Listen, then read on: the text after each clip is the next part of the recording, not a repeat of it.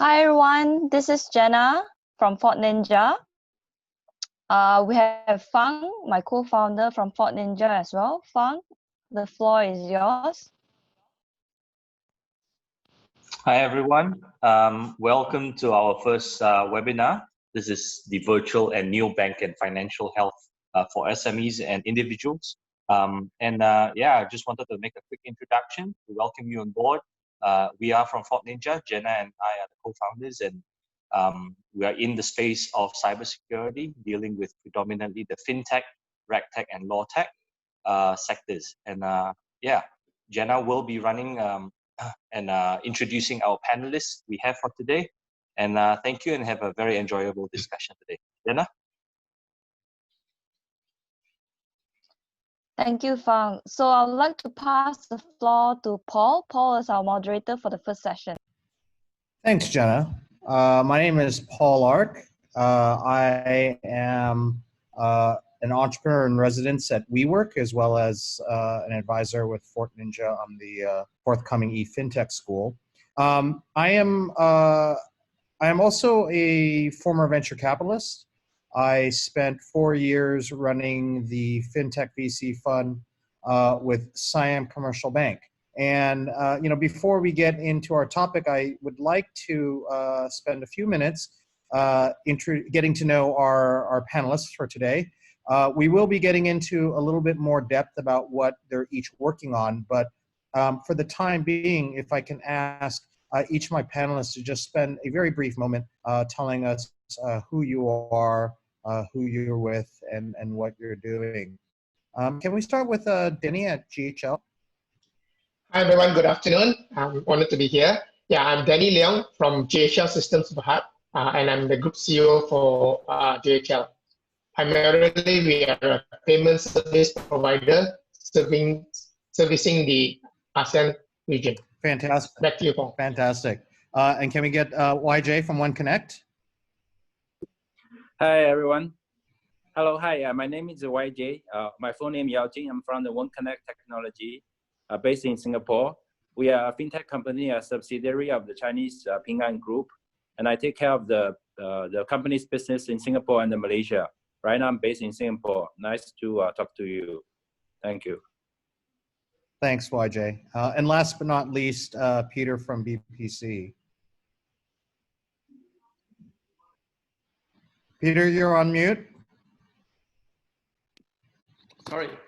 Good morning for me all. My name is Peter Theunis. I'm working for BPC. BPC is a global leader in payments infrastructure for national payment infrastructure banks and fintechs. My role in the company is I'm managing director for Europe and Asia Pacific.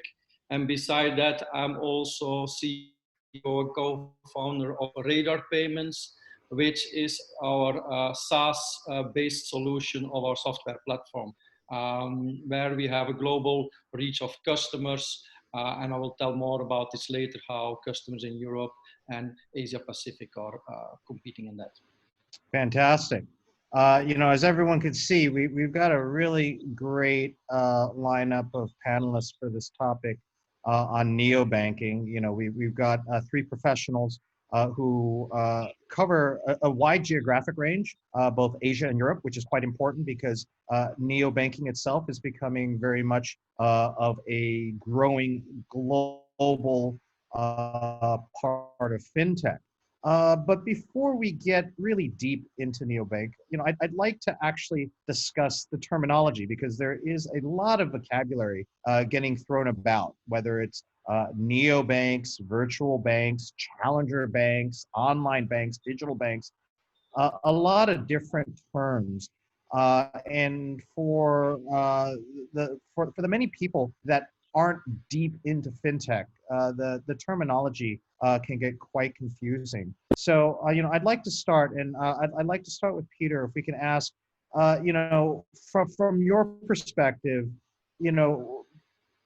between neobanks, virtual banks, all these different terms, what's the difference? I mean, is there a difference? What do we need to know to distinguish between all these different terms being thrown about? For me, there are two differences. Or let's say these fintech organizations have a banking license, or they have not a banking license, and they are supported by a financial institution in the background. These are the two major differences that we see. And then from that on, based challenger bank, virtual bank, neobank, this terminology is often used really mixed with each other.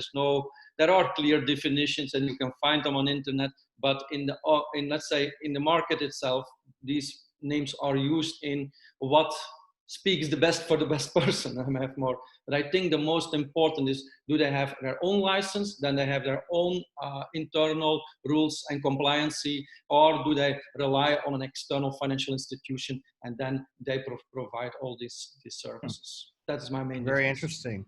And YJ, can I ask, are you seeing kind of a similar sense of definition here in Asia, or are there other dimensions to it? Are there preferred terminologies that we might be seeing in this part of the world? Yeah, actually, I quite agree with what Peter just said. I think you know, there's a new definition every half a year probably, right? So this neobank is pretty new. In Asia, you know, Hong Kong is the first place of a virtual bank license. So in Hong Kong, they call it virtual bank. And very soon after that, Singapore and Malaysia are all offering virtual bank license. So the word virtual bank is more commonly used here. But fundamentally, I think there's definitely a difference between a real bank with a license and you know, fintech without a license. And even you talk about license, it can be a full bank license, a wholesale bank license, or just a lending license, or even a wallet license, right? So even the license have many different types. In some countries, if you just do SME finance using your own money, you don't even need a license, but that's not really a bank. So you know, the license, if they have a license and the type of license they have, definitely makes a big difference. And number two, I think also at this point of time is interesting to talk about the origin of the companies, right? So a lot of the companies, they call them fintech, but they're actually more like tech fin, right? So they have a strong tech background. Then they want to become financial institution. I think those companies are more, you know, tech fin is probably a better word to describe them. Then you will also have banks who want to become more digital, and some of them, you know, spin off companies to do digital. So like my company is spin off from a PingAn group. It's an insurance company and also one of the biggest banks in China, right? So company like us have more FS DNA compared to a tech DNA. So for us, probably fintech is a more precise word to describe us compared to tech fin. Okay, no, that's quite interesting. So, you know, what I'm getting from this is that a lot of these terms do get thrown about interchangeably. A lot of them do tend to be more geographic specific. So in some regions you might use neos, others might be challengers. In Hong Kong you have virtuals. But one of the key sort of defining characteristics is whether you know, the company, you know, has a banking license or doesn't. And my understanding is that, you know, it may not necessarily be a traditional bank that gets that banking license, but rather, you know, some new tech company or startup that can also receive a banking license. Is that generally the understanding that we're seeing? Yep. I'm throwing that out to anyone. Okay. So let's dive down into sort of the more traditional view of neobanks. So basically a startup company, so maybe, you know, not traditionally a banking company, but a tech startup that is offering banking services that may or may not have a license. So something that's completely new. You know, let me ask, and I'm going to throw this to Danny first. You know, what are the ideal target markets for these sort of challengers, these digital challengers that are coming from outside of the traditional banking industry? And you know, we might, you know, I asked that question in perhaps maybe two different dimensions. You know, one might be from the perspective of, you know, serving bank versus unbanked. Another might be, you know, generational. So target markets being either sort of the baby boomers or the Gen Xers, the millennials, the alphas. or, it might be some other dimension altogether.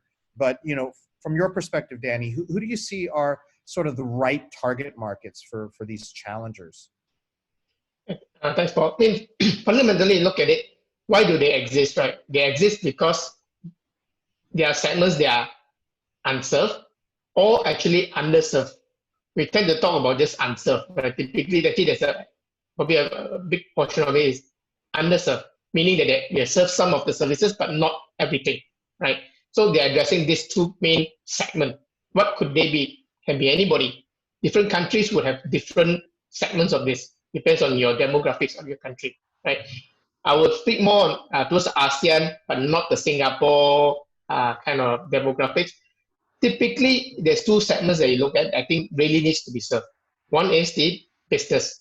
Traditionally, a lot of the banking or services headed towards a large merchant. I think the sole prop, the small SME, the micro SME, the sole prop, service-based businesses like mechanics, yoga instructor, individuals, mom and pop stores, not even shops, and the rural areas. In ASEAN, this is very apparent that they are definitely underserved, right? They come down to the individuals that you mentioned. Naturally, it will be the millennials, the Gen Z, or etc., right? Which are basically not accustomed to going to the branch and do anything, but everything they'll just pick up their phone and do literally anything and everything, right?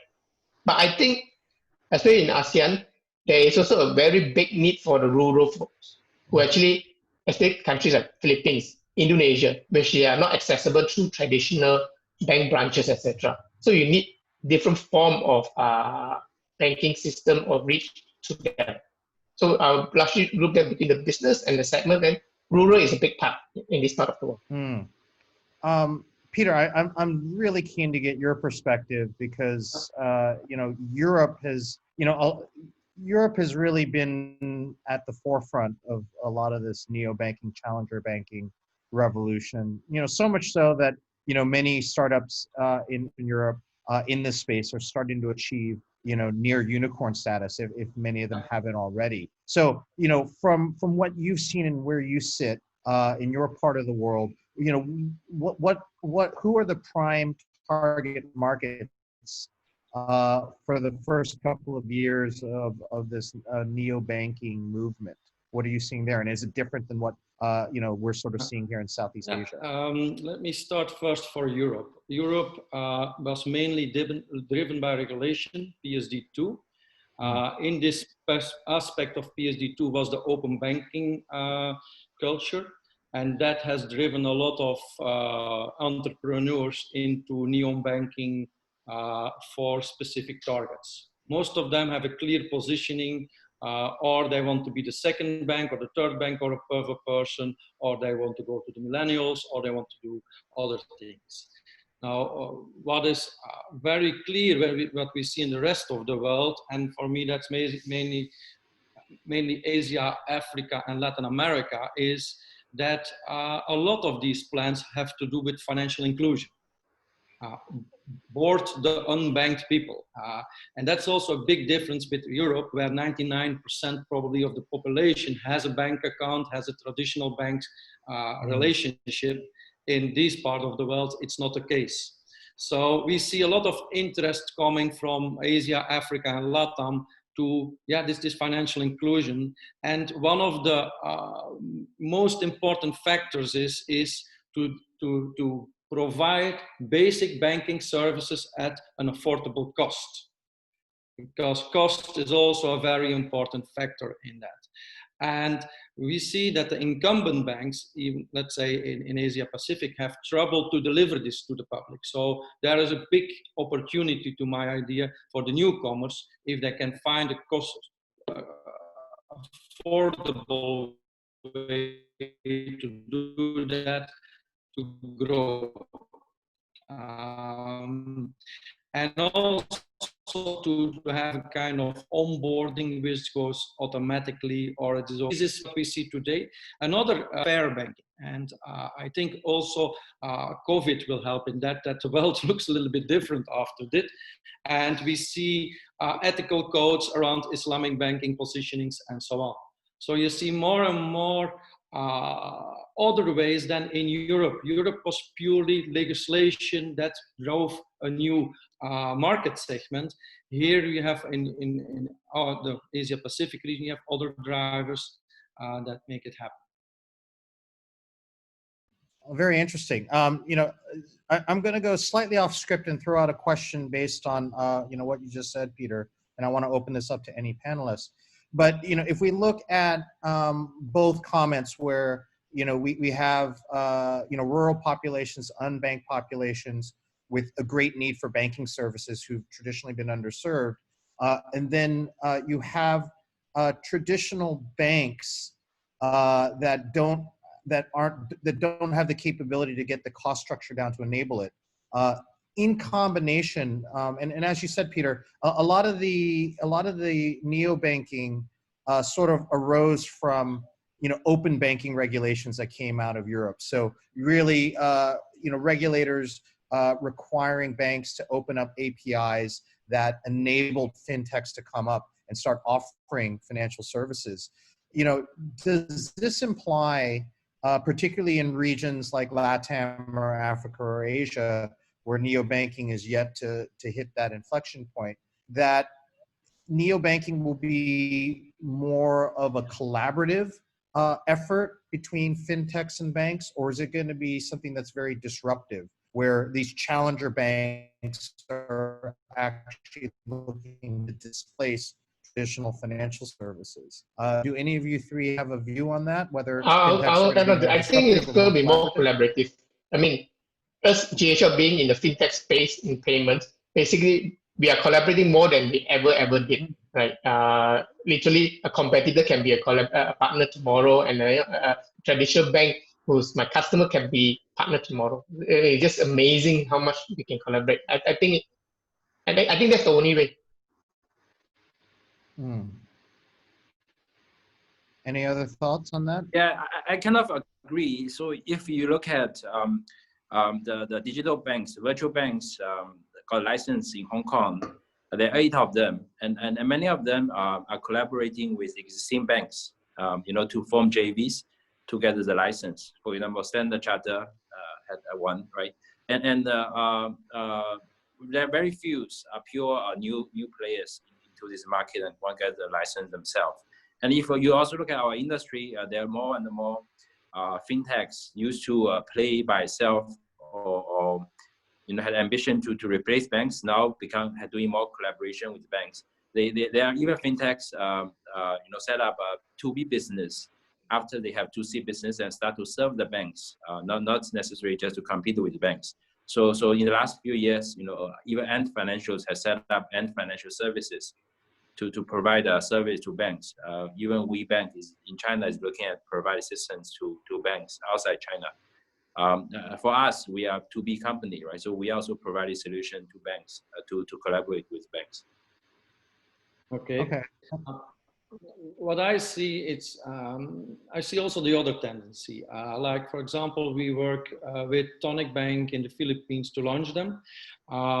They are chosen the path or going fully independent. And the reason why they do it is that behind Tonic Bank, there are a number of banking veterans, people who did it already before in the traditional world.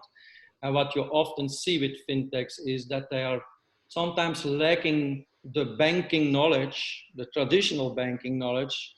And so they're more in the customer acquisition part. So, and then it's better that they form with a traditional bank a kind of relationship or partnership, because as from the moment you have your license, you're also bound to a number of rules and regulations, which is typically not what a fintech organization wants to do. They want to create. So depending in which level they get in, and that's also has to do with this licenses thing, I think you will see more the push for partnerships or people that want to go independent. Okay. Thanks for that, guys. So let me ask, as we start seeing these new sort of enterprises rise, these new startups, what are sort of the killer apps or products or services that will drive growth in neobank accounts? YJ, do you have a view on this? Yeah, sure. First of all, we provide solutions to digital banks across the region. First of all, it's usually digital banks are targeted towards SMEs or individuals, right? There are not many, focus on corporate or even bigger medium-sized company yet. And when you look at the SMEs and the individuals, of course, in the first place, you need to have a simple to use digital bank app. I think for the app itself, there's also a bit difference, I see between China and in Southeast Asia. For example, in South Asia, in terms of design of the app, we are looking at simplicity. We are looking at intuitive interface, easy to navigate, right, easy to understand. There are less stuff on the page. But if you look at the Chinese fintech apps or the bank apps, it's very busy. So China's focus is more on ecosystems, right? So can you provide all kinds of services in a banking app beyond just financial services? Can you do leisures, booking of a train ticket, or buying offline merchandise from the bank app? So it's more ecosystem play. I think both are important. I think there's clearly the different preference between the design of the app, for different markets. But the one trend is clearly the digital banks are doing it is a simple app, but with a lot of ecosystem offers beyond just banking services. And talk about technology, I think there are two critical technologies required for any banks to build their digital proposition at this point of time. Number one is eKYC. That's partially technology, partially regulation. So all the countries, if they don't have an eKYC regulation framework, that basically means you cannot open a bank account without face-to-face interaction with the bank staff. Without such a regulation, it's very hard for digital bank to grow and acquire customers without a strong footprint across a country. And also, typically you don't even see digital banks in those countries, right? You probably see digital lending, you see P2P lending, or you see certain fintech offering, but not digital banks. That's why a lot of the South Asia countries are rolling out digital bank regulation as well, eKYC regulation. So that's the first part. The second piece of technology, very critical for the banks, on top of all the two I just said, is anti-fraud. So when you come to digital banking, you face a new type of challenge for the operator, is that there are frauds coming from a virtual world, right? So you open a digital bank in Malaysia, you can have fraud coming from China. You open a digital bank in Singapore, you can have fraud coming from other South Asia countries, everywhere. Traditionally, you open a bank, customer walk into a branch, that kind of fraud coming from overseas or from the cyber world is very limited, or is not even exist. But with digital bank, you have to deal with all these cyber frauds very carefully. So anti-fraud technology is very important for digital bank to manage its P&L and even the AML and the transactions. Great, thanks, YJ. That was a very comprehensive answer. Danny, can I ask you the same question? Are there any specific types of banking services and products that you think will be absolutely critical to sort of drive neobanking growth and adoption? Yeah, I'll answer it slightly different from YJ. I think YJ's killer app basically is I would call it the supporting app to enable a neobanking, right? I will look at it from the consumer or the customer standpoint, right? Back to my point earlier, like unserved and underserved. You look at the unserved, my reference is very much ASEAN, right? Unserved segment, right? Actually, if you're unserved, what do you need? Actually, you just need any basic banking app that I never got ever before, right? Because I'm on a zero starting point, right? You give me an easy to set up account structure, easier deposit and withdraw money. For the unserved, they are actually very, very happy already. Let's say folks in the rural areas of Philippines, etc., right? They don't know they don't probably want to bother with the more complicated products, if you know what I mean. But like what I just said, the ease of getting on board, etc., and ease of putting money and taking money out, I think that's a killer app for them, right? It's like the voice in our mobile phones last time, right? Then you come to the underserved one, which I've got a bit of services from the traditional banks. Maybe I've got deposit accounts, but I don't get access to other bells and whistles of the banking system, right? Things like wealth management, investment, insurance, payment acceptance, etc. I think I'm going back to very basic in ASEAN, right?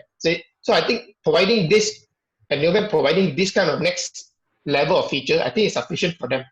Bear in mind, these people are underserved or unserved, right? They're not going to be very much wanting things that traditional bank can offer, right? They just want the basic stuff. That's the other way I'm looking at it. And what YJ said in China, I think eventually that they use will evolve to what I call m-commerce, buying tickets, buying things, and then delivery, e-commerce, etc. I think that is going to be the other part, that once you have captured the audience, so to speak, the consumer, I think you can do a lot with it. Thanks, Danny.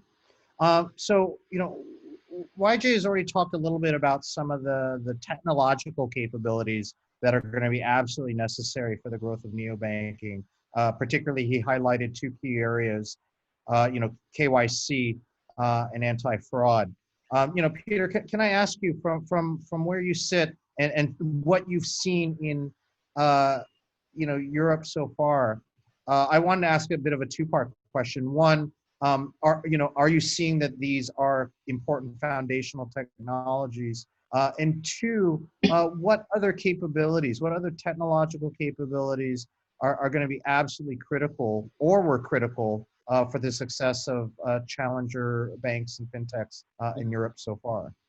Okay, first of all, if you look to the KYC and the onboarding process, it is clear that guys like Revolut have such an automated machine behind it that they can onboard customers quite rapidly. If I take the example of Time Bank in South Africa, a bank that we power ourselves, there the onboarding rate is really incredible, and they can immediately onboard people using kiosks, using web, and so on. And I think to have rapid growth, onboarding is the most important part. Once your customers are on the platform, then you see, of course, the rise of fraud, as for a lot of, let's say, in this sector, these cards are used as a second or third card, and then they're using it for a lot of e-commerce related stuff. And then, of course, you need to see that. As BPC, we see today a huge rise of demand from all areas in the world to deliver fraud as a service, not to create fraud as a service, but to detect fraud. And even in the region, today we have customers in Singapore, we have customers in Malaysia, in Hong Kong, that using our facility just for fraud scoring. We do not do anything else with these guys, only they send every transaction to us and we give a fraud score per transaction to them when it goes back into their systems. But you see this need arise very much, yeah. Okay. So for my next question, I'm gonna actually merge it with one of the questions that we have from one of our audience. I wanted to ask what the key challenges were that neobanks would face in launching their operations. But I want to ask that in light of, sort of the financially unbanked, the underserved. So, those that have never actually dealt with banking services. So someone that's traditionally been banked would probably find a relatively easy transition going from analog to digital. They know what services are out there and they're just learning the interface. But for an unbanked person who's never had access to financial services, what are the key challenges in launching a neobank that's going after sort of those rural populations or those unbanked populations? Can I get a sense from you, Peter? Because it seems like you've done some work in some of these emerging regions. First of all, if you go from unbanked to banked, that means you go from cash to electronic. And this is a step that you cannot take in one day. You probably need a trusted partner in some regions to an agent or whatever who is transforming them step by step. because you cannot say today your money is not existing, the paper money is not existing anymore, you pay with cards. So it will be a step-by-step approach. And we see concepts of agent banking there as a kind of good way in the beginning. The second thing is that the payment component is is extremely important in all of it. And where we see is how can you build up this low-cost organization around it? And that is a huge decision for new banks or new banks. Do I build it myself? Do I partner? Do I outsource? What do I do with my relationship with international payment schemes? Do I go for full membership, associated membership, BIN sponsorship? I mean, there are so many things that are there important that there is good guidance needed to take every step of the equation. Yeah. It is, of course, very nice to be partner or member of the large international schemes. But at the other hand, there is also price tag to that, and also price tag versus the cost. And also what we see is what they sometimes, a lot of it is based on debit card offerings only. And debit card is traditionally not the application where you earn the most of the money. If you really want to go at the revenue side high, then you have to do lending, microfinancing, and things like that. And that, of course, is again, much more experience is needed to set this up in back office. So it is, the importance is that you create, even as a neobank or a fintech or whatever, you need to create this back office operational excellence. And not only an app, because the app is only the visualization layer. And there we see sometimes that people have challenges. Very insightful. Danny, can I get your perspective? You know, maybe, you know, do you feel that it's any different in Asia, or are we going to see very similar challenges?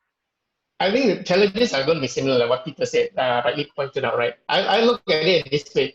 I think the technology, enabling technology, whether it's KYC, the digital full back-end platform, is pretty much the science of it, right? It's definitive. You decide on your part, and either you build yourself or you engage a vendor or partner to build it, right? I think the key to success here is where the art of it comes in. How do you market? Don't forget, these people has never had or much financial experience before. How do you even reach to the folks in the rural area? How do you market to them, right? Secondly, for cost reason or for adoption reason, how do you serve them, right? Traditionally, you walk into a branch and you bang the table, you want to make some noise or change something. How do you serve them? Again, the cost comes in as well. Cost effectively serve them. Whether it's going to be chatbot, do they really know chatbot? Do they self-service IVR, or whatever? Because you don't have face-to-face, right? And lastly, as what Peter pointed out, education. How do you continuously educate them? Bear in mind, your only interface by and large is actually the app, right? And so you have an app with folks that are not very familiar with financial services and potentially not very familiar with technology for some of them, not the millennials, but the older folks, right? So how do you educate them? I think the art for all these three components needs to really be thought through. If not, I don't think, I think they'll struggle to be successful. Great, thank you. You know, so my next question is a bit interesting because, you know, if I look at the composition of this panel, with the exception of myself, the three of you do not come from traditional banks. So, you know, you guys are sort of the disruptors, the innovators, and we're talking about how to either innovate or disrupt financial services. So I want you guys to sort of step into the other side, wear the other shoes. And I want to ask, you know, what would be the best competitive response from traditional financial service companies, you know, from banks, you know, to fend off these challengers? You know, do they partner? Do they digitize their own banking services? Do they create an entirely new digital banking arm, wholesale? Are they even capable of competing digitally? You know, would love to get your thoughts on this. Can I start with YJ on this? Yeah, sure. Yeah, you're right. I don't have a banking background. I didn't study finance or banking. I was an engineer by training, but I spend quite a bit of time work with banks because now they are my customers. I spend every day I talk to banks. I do sales to them. I do implementation with them. Before this, I also do digital transformation in banks for many years as a consultant. So I'm quite familiar with the bank processes. I think there are many ways what banks can do. For any incumbent, to change, it comes as a price. So do they start a new entity to do an entire brand new digital bank, or they should digitize the core, right? Tell my customer digitize the core means just change yourself for the traditional part to do a digital transformation. I think that depends on their market position also. So it's not a straightforward question. If for a Singaporean bank, they can do a brand new digital bank in Thailand. I think that makes sense because it's an attacker strategy for them. But to do exactly the same in Singapore, there will be a lot of even challenges within the organization. So I think there's no one formula for them. But I do see a lot of challenges when I work with banks to respond to the fintech players. There are a few things I see. First of all, the banks have a lot of safeguards of its interests, right? So it's not for themselves, but also because regulation for their customers. The bank's role is one important. Of course, technology is something important, but after all, is the risk management. That's the foundation of banking business. But the traditional banks have a lot of mature process in place. No matter being an IT investment or being a new product innovation, there's a lot of committees you have to go through. There's a lot of approval you need to get things done. I think this slows the banks down when they compete with fintechs. The fintechs will have launched something. The bank is still making a procurement process, right? So that's some of the challenges bank face. Another thing is they have a lot of legacy systems. So a lot of the big banks in this region, their core stack have been running for decades, right? 20, 30 years. So it's not easy for them to introduce a new product. A lot of the products, a simple product change, parameter change for a new bank or for a new tech stack, but it can be a 3 months CR for a traditional bank to do. So the process is slow and technology is old. It's really difficult, sometimes for the banks to respond. We have seen banks doing different things in South Asia. So we have seen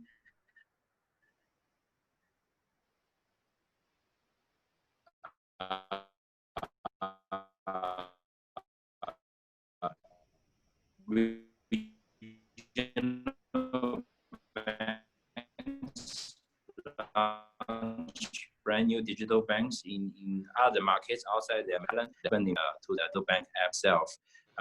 So I don't think there's a lot of formula, but I do see the banks are trying nowadays, especially with the new VB license and with banks on the technology to do things remotely. So if we can sell insurance remotely, if we can sell bank products remotely, that's where, even though the economy not doing well, but banks are willing to invest in this area because of COVID.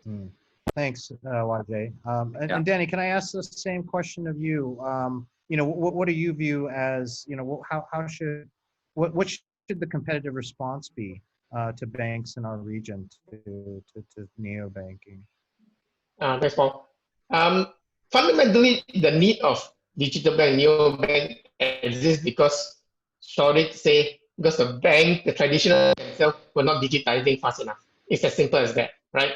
And why are they not digitizing fast enough? They've tried. You see all banks across the world, they've done a bit things here. I mean, to them, when they have internet banking, they consider, oh, I've done my job, check mark, I've digitized, right? I mean, every single bank in the world, I think, probably has a online platform, mobile app, and all that, but they're just stuck in that. The traditional mindset is still there. And I like to think that sometimes it's actually because they still make a lot of money. They're not hungry enough to transform. They don't see the need to drastically transform because they're still making a lot of money, right? So to me, simple answer, only way for a traditional bank to really come challenger is to set it up separately. Like CIMB in Philippines, like what YJ said, DBS in, I think, various countries across the region. I think that's the only way. They have to detach themselves from the mothership, so that maybe it may not even need to be a new group of people, but a group of people with certain independence, a certain hunger, a certain different mindset to do that. If you hang on to the mothership, I do not believe it will work. Thanks. You know, I wanna tweak that question a little bit and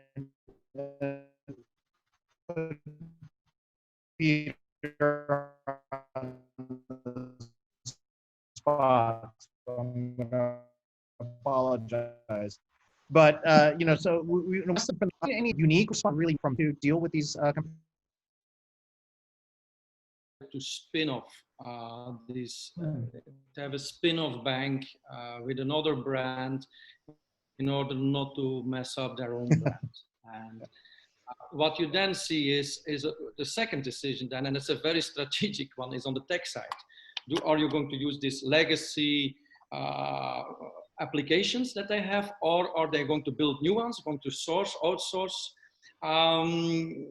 We saw cases in the UK, for example, where I will not name the bank, but an incumbent bank spent really a lot of millions. It took them 6 to 9 to 12 months in their traditional way of developing products to launch. Now today, if you launch yourself in the digital, then 6 months is a lifetime. So the cloud, the speed of cloud and the speed of launching services needs to be much more quicker. And you see the banks that did this right, there are a number that did it right and built a second brand beside their main brand. But you saw also a lot of incumbents that wanted to do fintech in the old-fashioned banking way, and that's not working.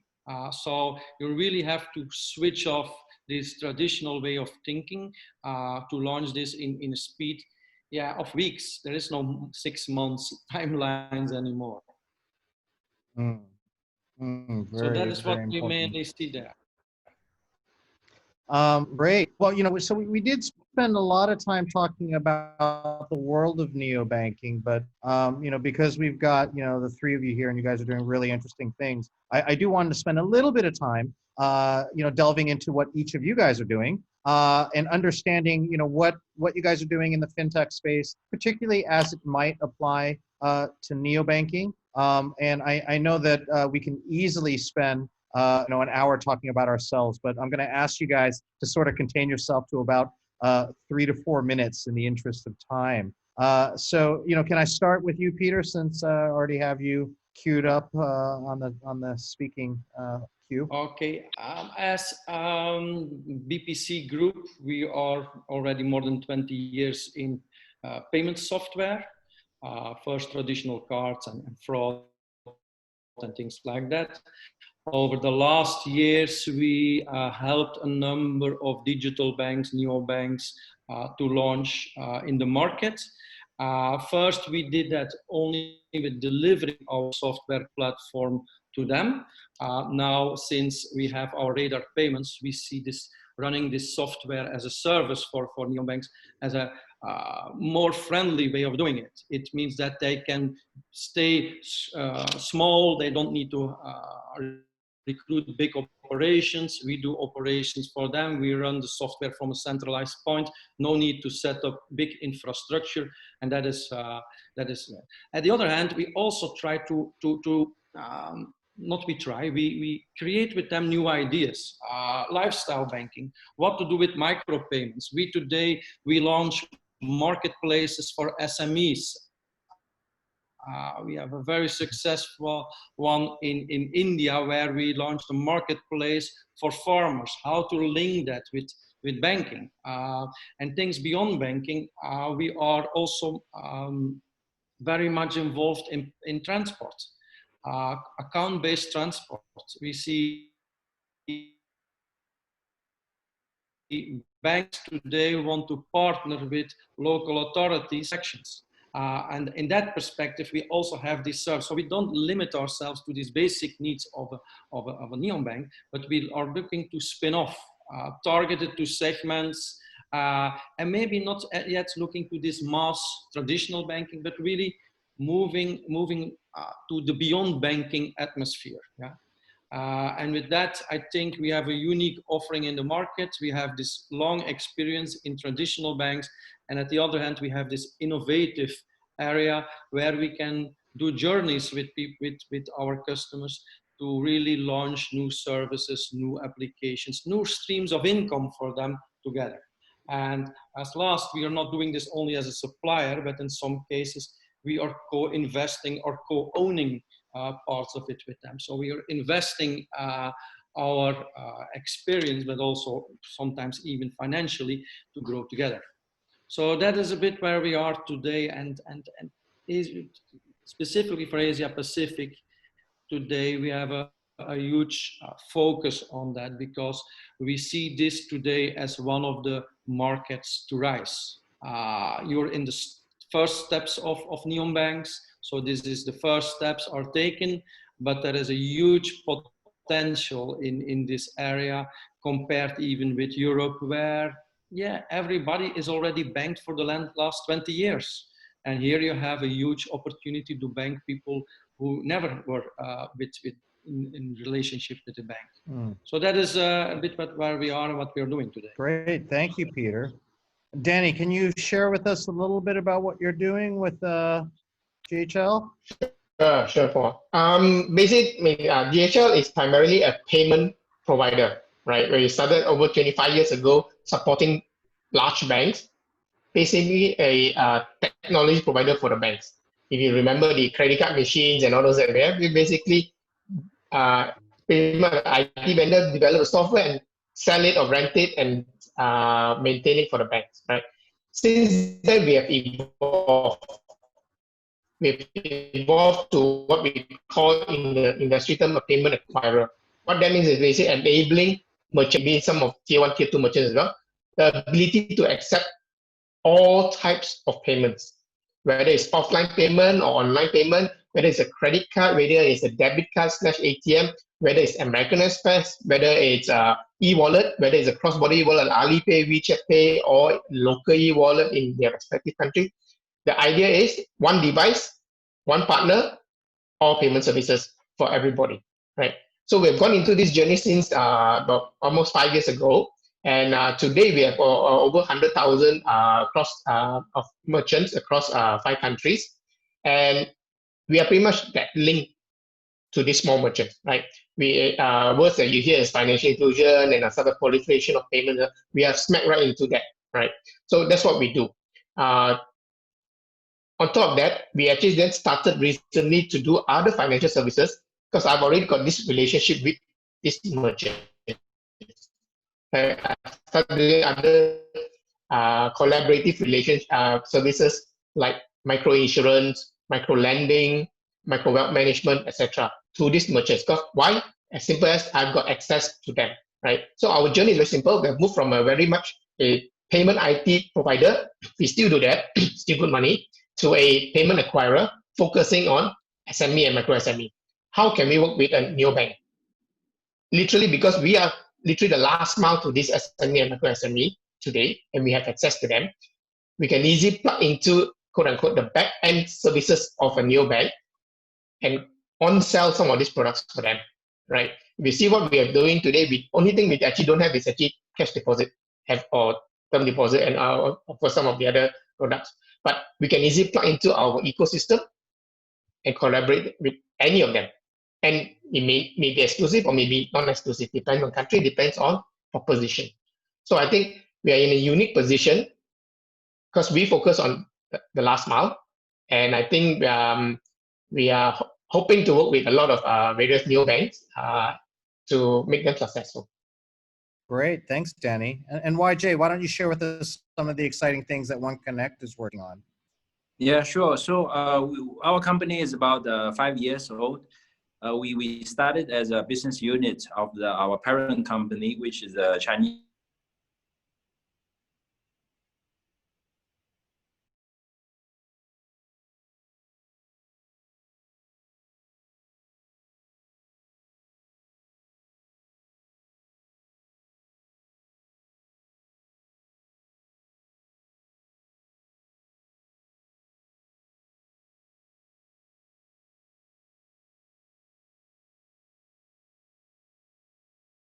years ago, we decided to go overseas. Our first stop is indeed in South Asia. So we set our Singapore entity about 2 years ago. Then immediately after that, we set an entity in Indonesia. So we are providing banking solutions to banks in this region, from core banking to loan origination systems, basically the lending solutions to anti-fraud solutions, etc. We also have an entity in Hong Kong, and we have a JV in Japan to serve the Japanese market.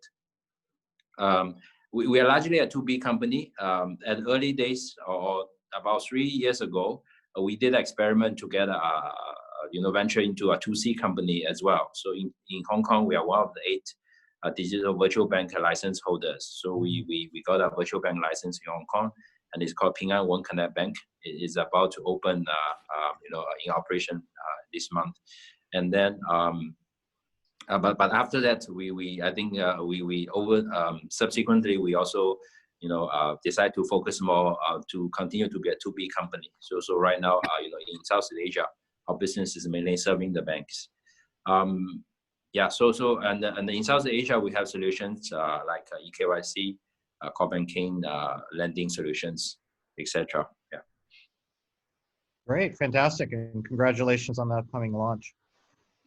We've got a little bit of time to address some of the questions from the audience, so we'll try and go through 1 or 2. They're not going to be specifically directed, so it'll be thrown out there for all of you. Don't feel that you need to answer all of them. So the first one I want to ask is, is there a role for blockchain technologies in neobanking or challenger banking? Is it going to be a feature or component of neobanks?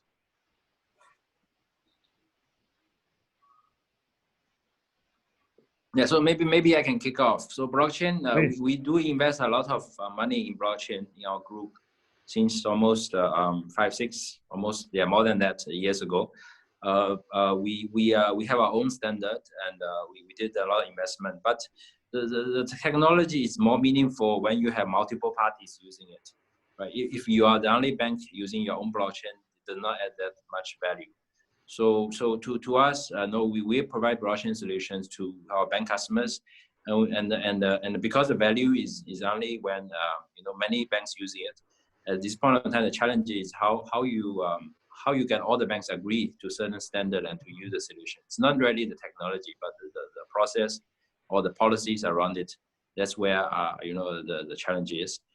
But I think blockchain probably also very useful in the payment space. So I let Danny and Peter address that. Yeah. Any thoughts on that end? Yeah. I mean, just a quick one. Sorry, just a quick one. I agree with YJ. It's pretty much I think blockchain will come to most things, right? I think the question to us is why now? What is it really serving? And also the standards. Most importantly, coming to banking or payments segment. Standards all come, whether everybody can agree on a certain standard to really move it forward. But I think it's it will come. Question is when.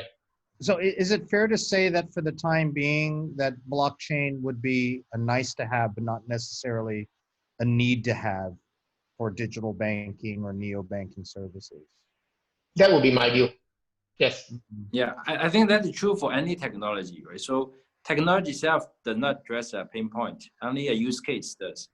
So so it doesn't matter what technology you use, as long as you address a pain point for no matter for financial inclusion or for existing bank customers, right? If you address their pain points, then you will have customers. Okay, I'm going to throw out one last question. I think that's all we have time for, and it's a little bit of a departure from neobanking, but I know that so we have someone who's asking about the commercial viability of Islamic finance.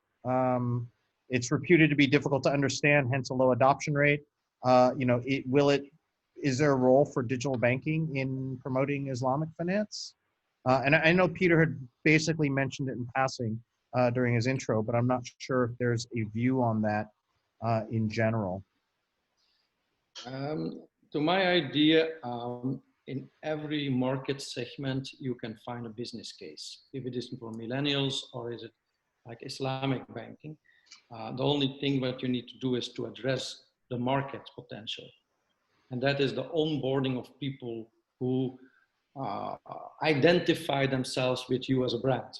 So today we're talking with a number of organizations in Africa and in Asia Pacific that want to launch something in this aspect.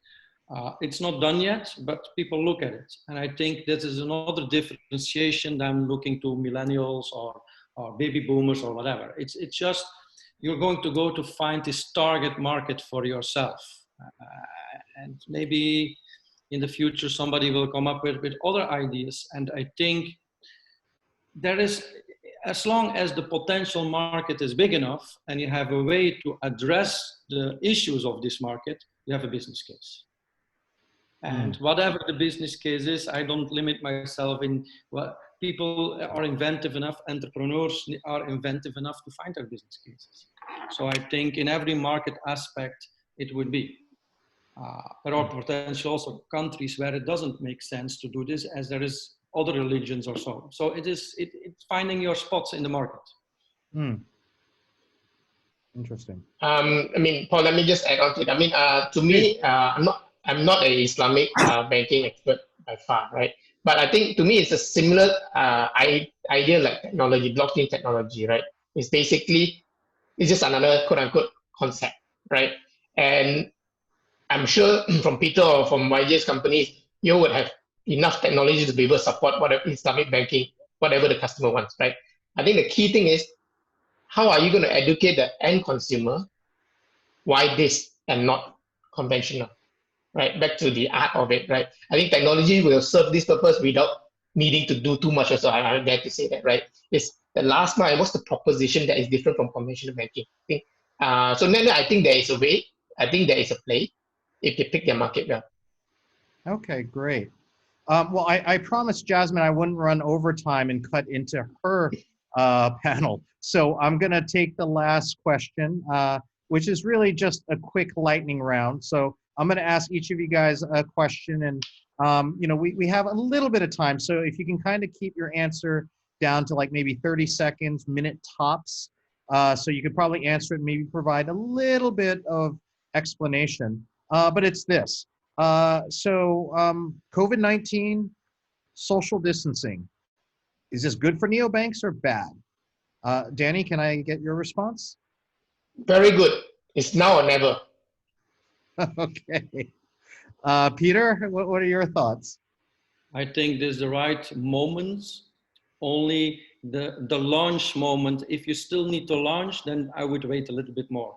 But if you're in business, this is the right moment. Okay, and YJ, who's actually, his company is about to launch, you know, so. I totally agree. I think it's a good opportunity, but it's just for new banks, right? If you are a new fintech player, then probably not so good, because the big giants are waking up because of this as well. Yeah. Fantastic. Well, you know, I know that we're all virtual and everyone's in their own Zoom rooms. So I definitely want to ask all of our attendees to give our panelists a digital applause. It's been fantastic. You guys are great. I learned a lot. I've been doing this for a few years, and I always learn a little bit more stuff when I talk to some really smart people. So we're going to wrap up the first of our two fireside chats, our panels today, and I'm going to hand this back to Fang. Or thank you very much. Thank you. Thank you, guys. Thank you. Thank you.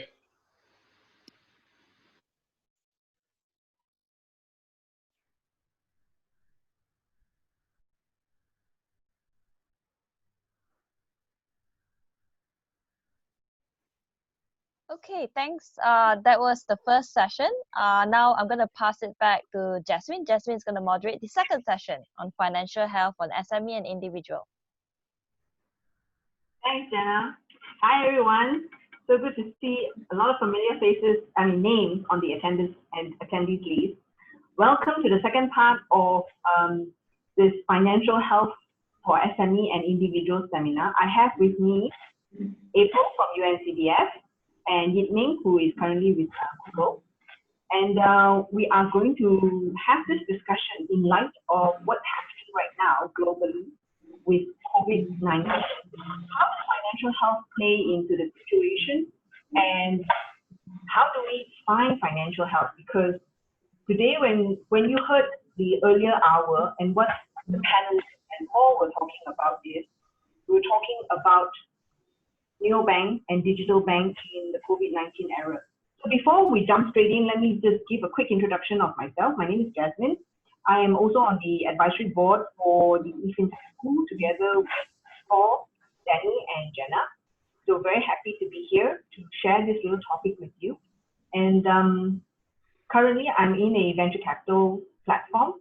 I'm looking for more things to do in terms of fintech startup, which is my area of passion. I will like to pass the time to April just for a short introduction, and then we will go to the topic.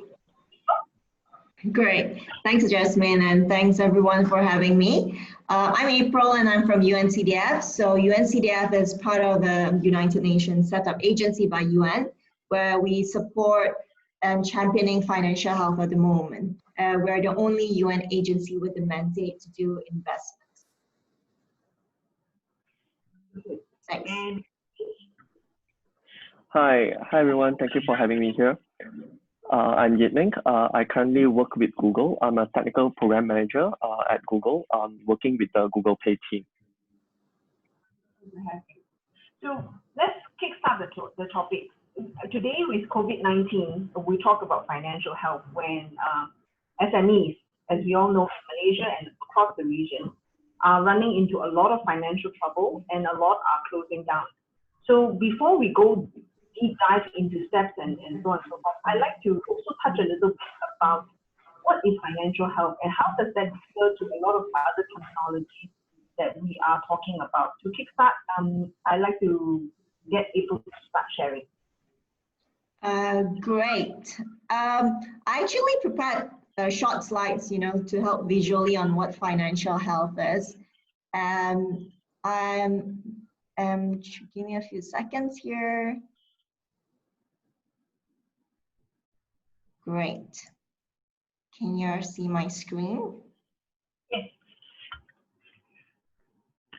I like the guy in the middle. He's the only one on the Great. So, we talked about, even in the previous panel, we were talking about what education, converting cash to cashless, financial literacy, a little bit about that, and financial inclusion. So now, I think a lot of us had heard about the word financial inclusion, but what about financial health? So here, there's a quote here where I thought it's simple, but yet impactful, is that it's not what software does, but what the user does. So I thought, the audience here can ponder a little about this quote. So sharing on that, looking at impact, we actually went down on the ground and we did interview some people on the street. So this Makcik, which is auntie in Malay, she has bank account, and however, she doesn't have emergency savings. She has access to mobile money wallet. However, she doesn't have saving for the next school term for her kids. She has loans from financial services, but she doesn't have plans or retirement savings. Loan-linked insurance, no insurance coverage. So in summary, she is financially included. However, she is very unlikely to be financially healthy. So this is what I want to share here, from transactional to transformational. I'm looking from all the way to the left of the box. You can see there's financial basics. Financial definition of it is financial education, where we heard a lot about financial literacy, where it's access and knowledge. And then if you go to the second column, which is financial capability, people are slowly adapting to use it, applying knowledge to use the products and services. And then that's where the third one, where financial health, where you want stability, where they can manage their financial need from day-to-day basis, ability to face unexpected financial challenge, and opportunity for more security and mobility. Then the fourth one is financial well-being, where they have financial freedom to make choices that they want to enjoy in life. So just sharing a little bit of data here, which is I find interesting, where high tech to low fintech. I would just bring your attention to looking at Malaysia, where more than 80% Malaysian have less than 3 months savings, and one of the lowest household saving rates in Asia. It's only 1.4%. So we're included, but are we financially healthy? And then looking at, you know, UK, there's like 25% that have less than 100 pounds, less than 100 pounds in saving. Looking at 95% included, but 44% financially healthy. Looking at Kenya, 85% included, 9% financially healthy. So overall, you can see a lot of people are included, but what about financially healthy? So yes, they have accounts, but in fact, they do want help, right? These are some of the companies that are providing services where they have access to product and services which they actually use, right? Bringing back us to the first quote that I shared, you know, it's not what the software does, not what the product does, but what the user does. So maybe I'll bring it to like your attention to UK. You know, employees, you know, have access to loans. So these are some of the examples. So what is financial health? There are two just main characteristics of financial health. Which is the first one is financial security and control, where we can break them down into two prongs. One is the ability to meet ongoing commitments. And the second one is to respond and to recover from shock. So just reflecting on the situation that we're having now, you know, in light of COVID-19, the second prong is quite, you know, interesting to reflect on. Are we financially resilient?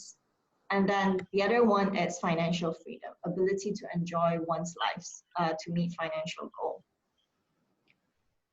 Financial health use interchangeability, you know, with financial well-being. So, I mean, just to summarize it, why is it important? You know, it gives insight to people's life, including the role they play by external factor. It's more comprehensive, to help us to achieve SDGs, and also, you know, improve bottom lines for private sector, also including the reputation and the trust. I think it was shared about with the previous panel. So I think it's just to ponder here. Financial inclusion was good to set the stage for a condition for financial health. And with financial health, it offers a larger perspective of achieving development outcomes. So it's just a very short presentation here on what financial inclusion here, you know, showing just a bit more visual here on that. Over to you, back to Jasmine. Thank you so much, April. I mean, that's interesting, and I will have a few questions to you on with regards to financial health and how is this going to play out in the COVID-19 situation where those who are not even financially included won't even be on the system, and they are probably dropping off the wagon right now because employment is an issue, everything is, and the lady that you described just now, the one who is financially included but not financially healthy, probably has nothing left to do anything with. So I will come back to you on that situation. And right now, I'd like to bring the time over to Ming and have your take on what you think about financial health for SMEs and individuals. So one of the definitions that are out there actually for financial health is financial health is actually built by literacy, financial knowledge, and also together with financial inclusion. So definitely that with a lot, when the banks allow you, give you facilities, when you are have access to facilities, it's also very important to understand how you will be able to use those facilities to be able to build your financial health. So some of the very interesting topics that lately around COVID-19 is that how much people, opportunities are there out there to actually look for opportunity to learn, to scam you. Around scamming, that they tell you that, hey, we have this wonderful plan that you will be able to subscribe, and then you will earn X amount of money. So around the topic of scamming as well, it's very important to build up your financial knowledge. And one of the most important thing is always that whenever anything that is too good to be true, you always have to take a step back and look into it further and seek expert advice.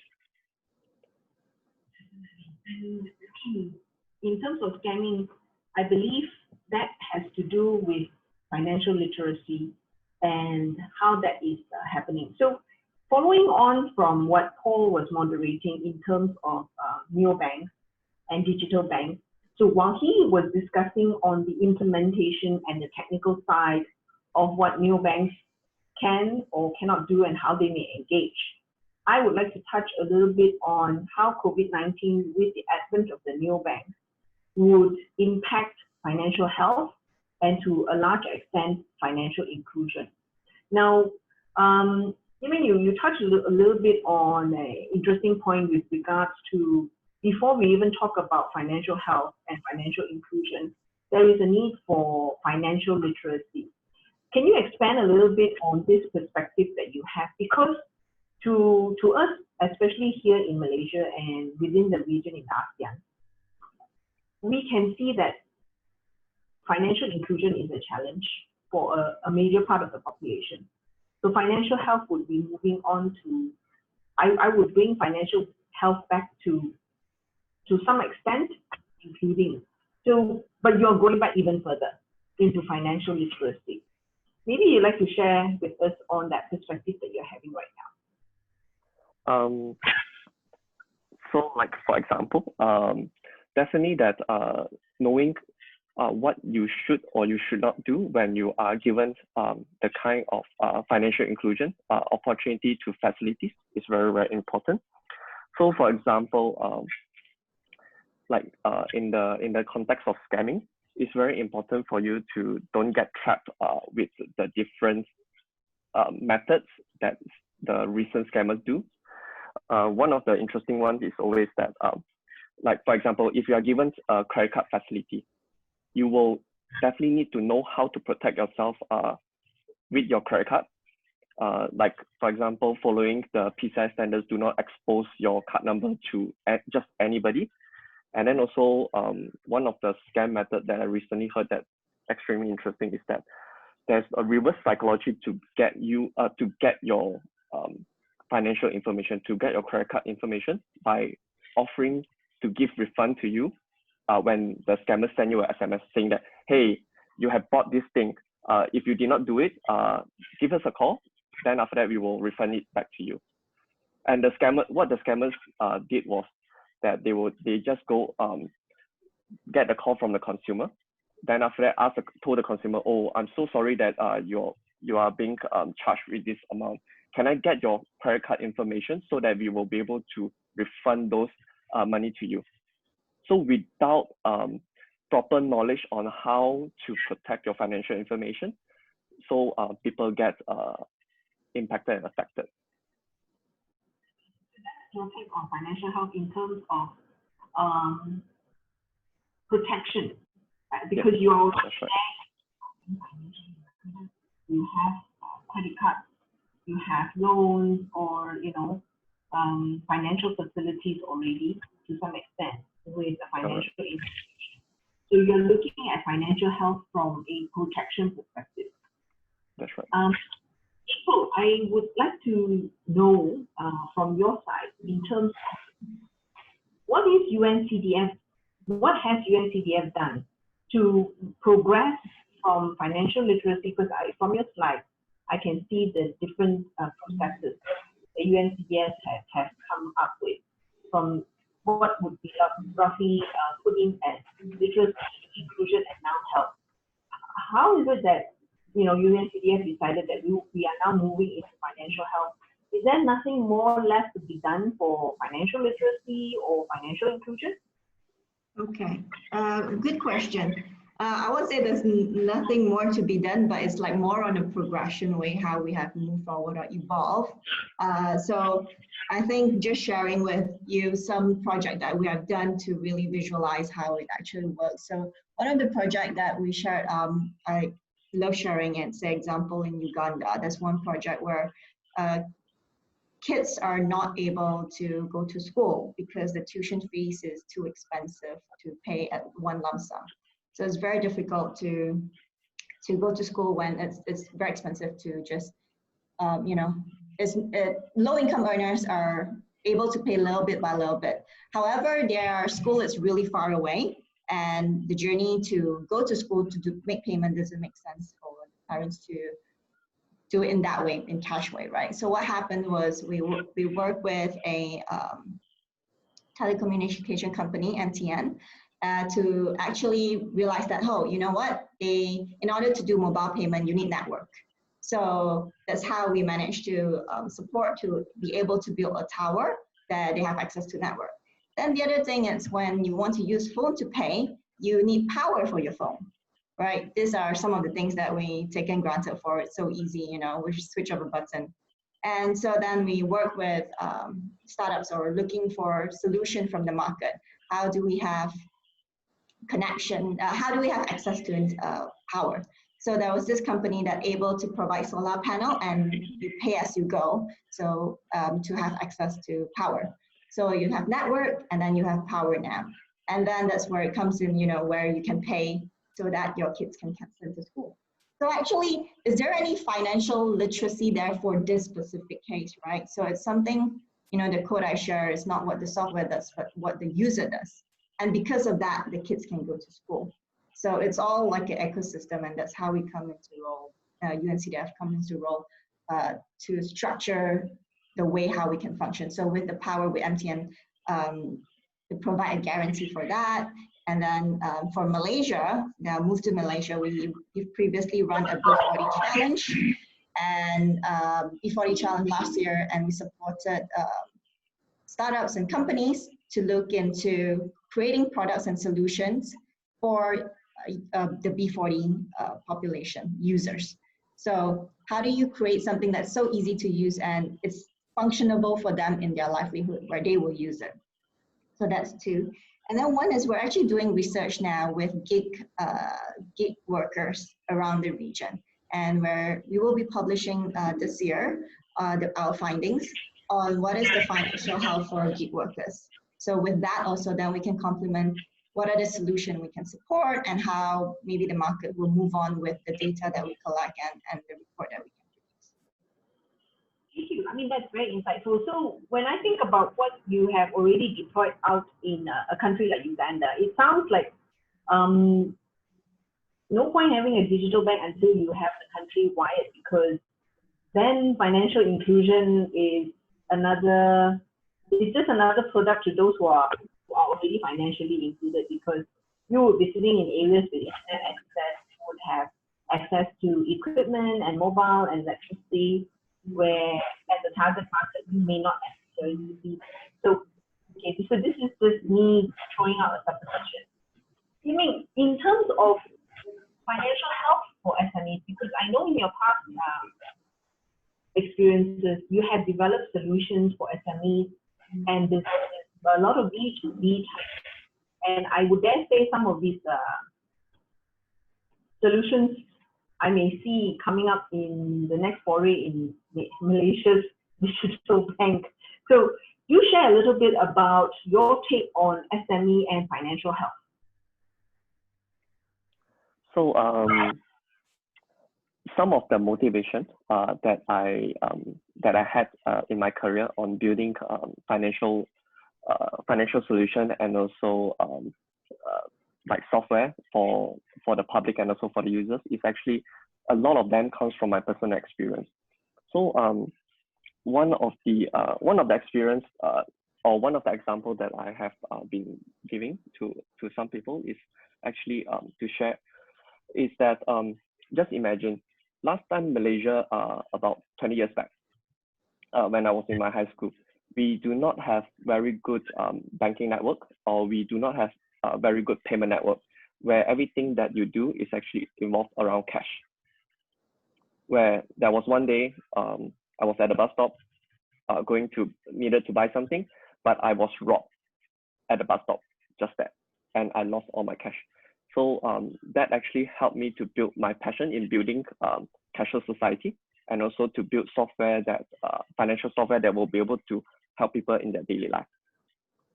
So moving forward, about 20 years later, that's when right before Google, that's when I co-founded Sourcepace, that we actually built mobile point of sale system.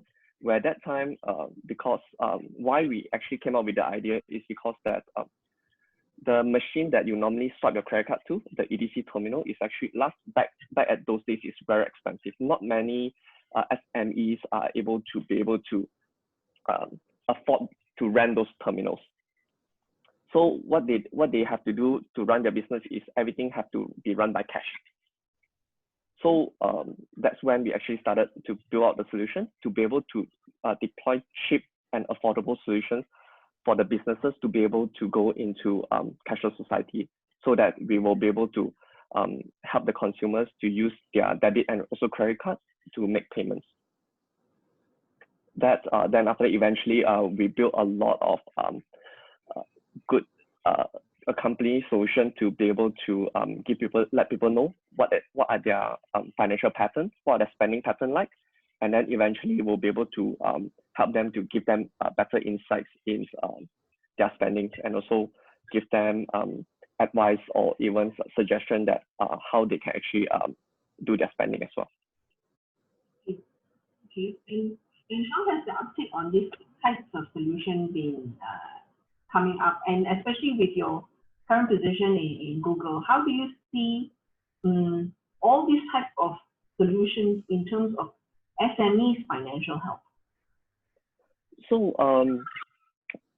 all of these one of the product that I did that I have experience in is actually in India, where suddenly the country, the Indian central bank suddenly says that, hey, okay, we are going to demonetization. That's when a lot of all these virtual banking and also digital bank solutions came into life, and then that help people to get into cashless society. So as well as that, in any consumer or business economy, there's actually always two sides of things. One is on the consumer, where you have you have all the money, and then the other part is actually how do you spend your money as well. So we actually build out the two sides of the solution to be able to build the economy up for the cashless society, where we also build solutions for the merchants that will be able to tell them, okay, these are the way that you will be able to accept money from digitally from the consumer, and these are all the it will build up a very good summary of how your business is like, and then how much money you have collected over the days and also months and weeks as well. Sorry, come again? That in turn will help SMEs with their cash flow and managing financing gap. That's right. And also that will actually help the banks, the banks that they are banking with, to understand about their revenue patterns and also their financial health as well.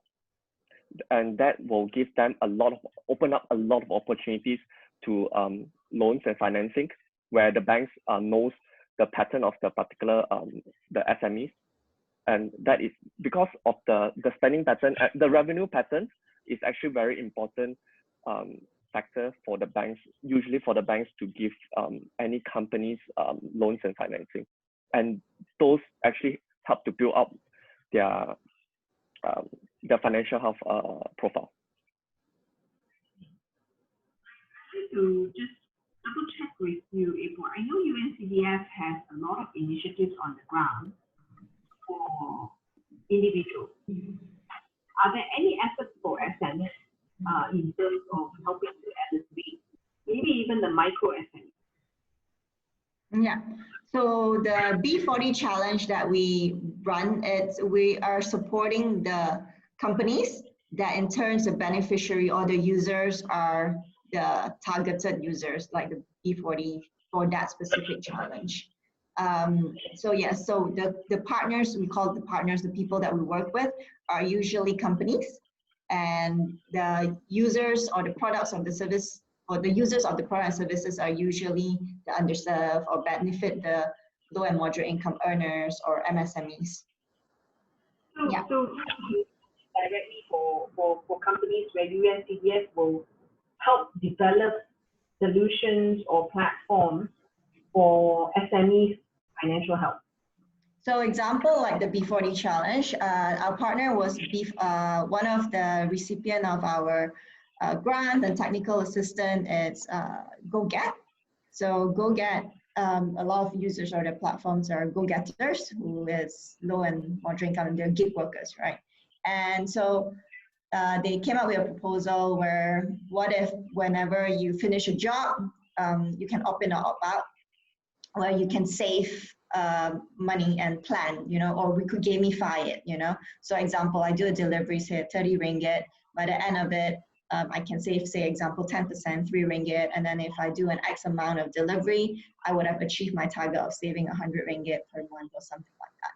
So you can gamify it, you know, how many rides you need. And so again, tying back to, you know, do you need to know financial literacy saying you need to save 3 ringgit every week for 3 months, and therefore you achieve this goal where you will be, in case of shock, you will have like a runway of another 2-3 months, you know, things like that. But what if you gamify it where it's just so simple that, you know, if you do this, you will be able to achieve your target. So that's one of the companies we work with. Okay, so that's interesting from the perspective of enabling, to a large extent, financial literacy and making financial literacy very actionable on even an individual basis, isn't it? Yeah. So then we are still, so in that sense, you are still going back to the other end of the spectrum. And I'd like to shed a little bit of light right now from the perspective of bank and financial health.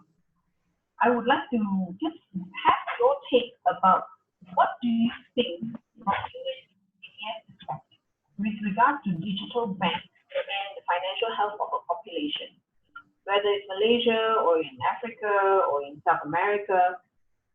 Do you see a certain trend, the global viewpoint that you will have from UN? Yeah, I mean, sorry. So you were saying that, sorry, you broke out a bit one of your questions. Can you just repeat the second question? Sorry. So I'm just wondering, from a UNCDF perspective, do you see any improvement of a population's financial health with the advent of digital financial services, like digital bank or the demonetization of currency online and things like that? I think that I can answer in 2 prongs. One is when you ask, is there improvement of financial health?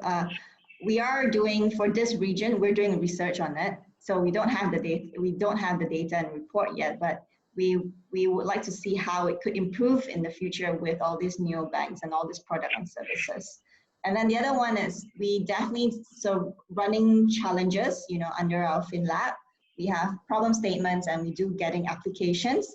And we noticed based on the application we received, there are a wide variety of application, very interesting ones with very different ideas. So we can see there is out there in the market, there are solutions that are looking into this, that is within our purview here that, you know, they're applying to our challenges. And we can see there are some form of trend. I would say, I don't know what trend is, what constitutes a trend, but we can say that there are solutions out there in the market. And given that you've been from a regional aspect now very much global in terms of implementing financial solutions for a digital financial society, what is your take on the question I had? I think that especially on the area of like digitizing banking and so making a cashless society, is a big part of it is actually to increase the accessibility of users and also consumers to financial facilities and also to financial information.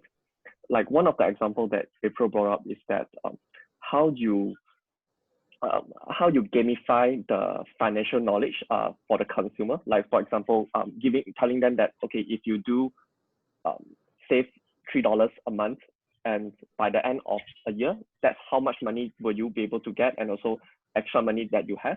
It's actually a very interesting way to help people build their financial health as well.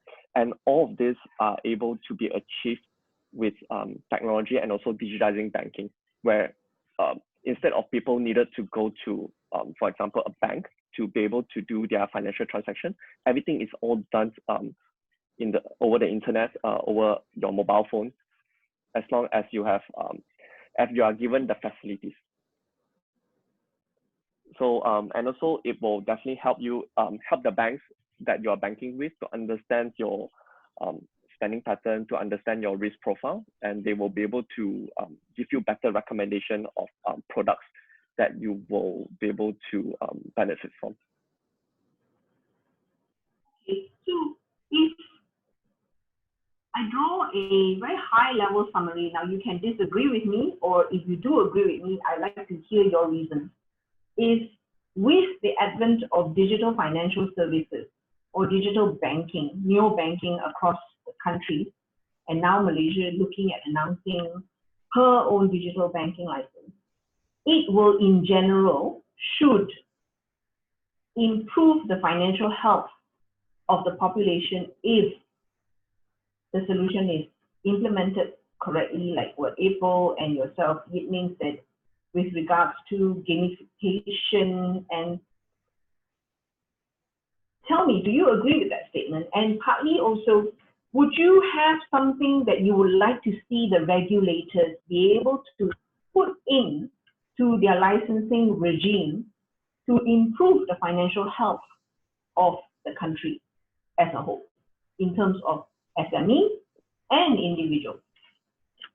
I definitely do agree that it will definitely give a big boost to financial inclusion and also building the financial health of people. And with technology, it will definitely be one of the ways to be able to scale it to a large part of the population. And also definitely that it will definitely help to, because a lot of times where the banks are not able to give facilities is because that they do not even understand the customer at all. So definitely having to digitize your transactions and also your spending, it will definitely help the banks understand you much, much better.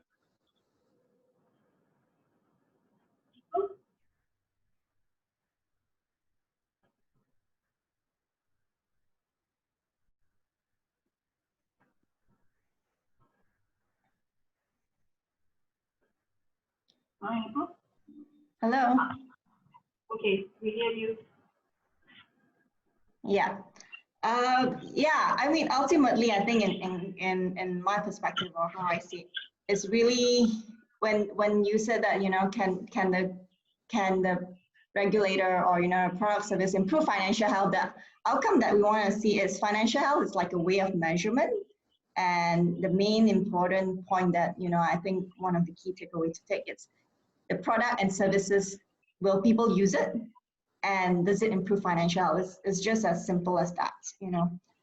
That is how I would summarize it in that sense. Okay, so one of the things that I do observe is UNCDF has a lot of engagement with regulators in the country, and specifically with Bank Negara here as well as SC and but I think more with Bank Negara. In your interaction with Bank Negara, has there been any conversations, so to speak, with regards to how they would look upon digital bank license as an answer to any of the financial health for SMEs and individuals? It goes for you. Yeah, yeah.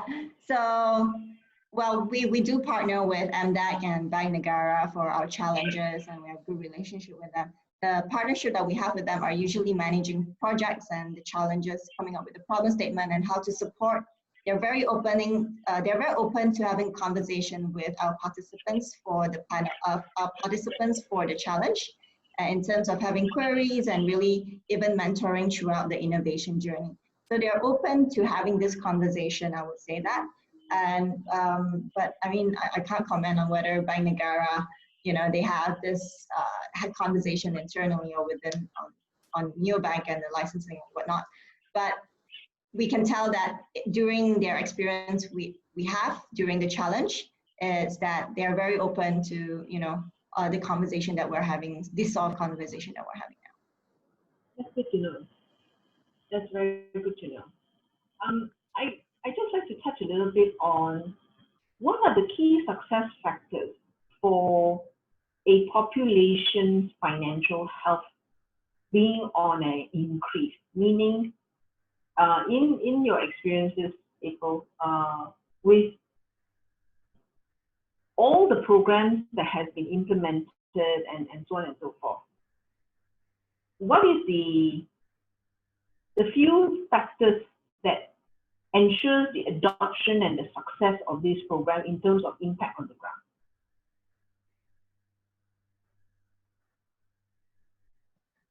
Sorry, I'm having connection issue. I can hear the impact and success, but I don't hear the first few words. Okay. No, I was just wondering what is the main key success factors for programs that improve financial health within a country. Whenever you implement a program, what are the success factors?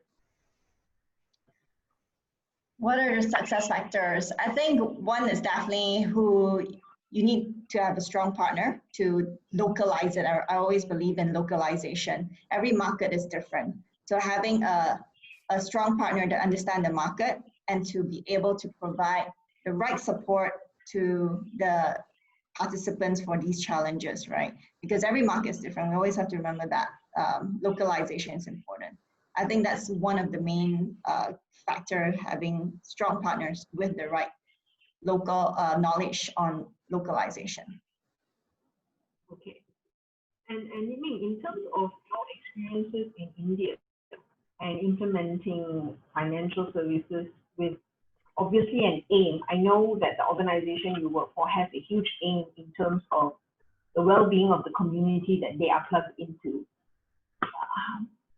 What do you think drives the success? Is it local partners? Because I don't see you guys partnering much except for recent announcements. So actually, for a matter of fact, right, the products that we have done in India is actually we have a strong we have a lot of strong local partners, and actually we do believe very much in partnering with the local banks and also the local regulators to build system and also financial services even frameworks together with the central bank to be able to reach out to even more people. And definitely that with this kind of partnership, we will also be able to create a lot of virality in terms of how do we even acquire users, to give incentive for consumers to recommend their friends to use the solutions, so that they will be able to just come on board and also check out the solutions itself, check out the application, check out the platform itself. So partnerships is absolute important in actually being successful in this area. I'm gonna come back to a very commercial question, which is something that's posed up on our Q&A, but I will give it a slight twist, because financial health solution is not necessarily profitable for the one who is giving it out. What is your take on that? Ming, we'll start with you, since you are more commercial in that sense. So definitely that for example, so okay, some example, even like in Malaysia or even in Singapore, doing P2P transaction normally it has cost, but then we wouldn't be able to charge the users. So definitely that we work with partners to actually, or even the central banks, to lower down cost of transfer to the point that it will be free, or even we find viable revenue model together with our partners to be able to sustain the services. So of course, like there will always be services that we will want to start with to be able to onboard a lot of users, to give users reasons to be onboarded into the platform. Then after that, we value add with a lot of other services. Like for example, allow users to buy movie tickets on the platform itself, or even to do food ordering on the platform itself. Or even in India, users are able to do things like buying gold, or even they will be able to apply for instant loans for the equated monthly installment loans to be able to go buy if they have the need. Cool. So, because I have a question here, that not every digital neobank would have given in a budget management or personal spending tracker module in their solution. And that would be very useful for financial literacy. But why don't they provide financial literacy, which will ultimately lead to financial health? Does regulator require this of all virtual bank contenders? But I would like for you to have a think about that. And as we understand, it is costly for contender to build on tech, attract customers, and still might not be gaining revenues if they are targeting underserved or unserved segments. And that's why I brought up the question with regards to sustainability. April, I'd like you to comment. Has sustainability been a challenge in terms of solutions for financial health? So when you're speaking of sustainability, you're talking about sustainability of the company, correct? Yeah. So I was trying to find the data here, but I believe that everyone knows that SME makes a large market in the world globally, where it's a huge amount, right?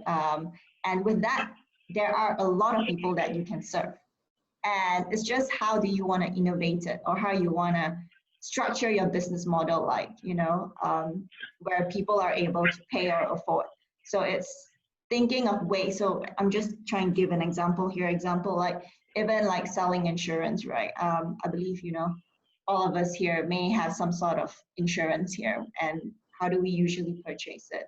It's through an agent, or reason being why we purchase it. One is we can afford it. We know we're not afraid of looking at contracts. We're not afraid of reading it. We're not afraid of signing it, right?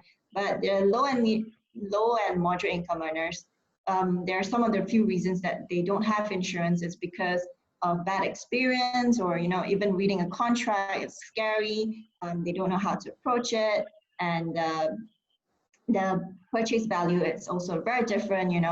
Is it buying it 1 month 100 ringgit, or you divide by a weekly basis, 10 ringgit? So how do you want to structure it, right?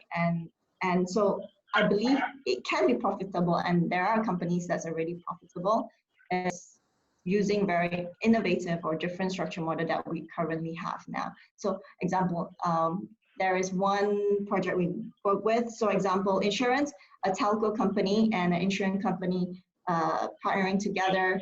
And so when you top up your phone, for example, you top up 10 ringgit, you are already purchasing insurance through that, or is it for maybe 50 cents from there, you can purchase insurance. With that, people have access to insurance already. So it's just different business model. Great. Thank you. So I'm just going to move into some of the questions that popped up in the Q&A. So this one goes to you, Ming. This is where you mentioned previously that facilities to improve financial health will help the banks to understand the customers better. There is an assumption that you are talking about traditional banks, right? And in your experience, how effective are these banks in translating these intel to make their service more effective to improve financial inclusion and then ultimately financial health, given that previous forum, the earlier forum, said that the biggest problem with traditional banks is not tools, but execution.